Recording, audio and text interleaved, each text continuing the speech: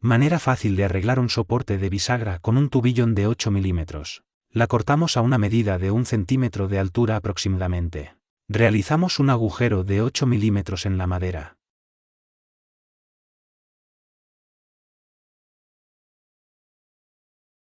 Ponemos cola blanca.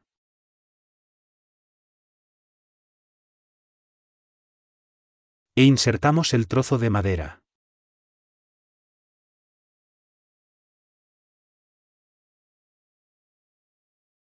Una vez seco ya podemos atornillar directamente sin ningún problema.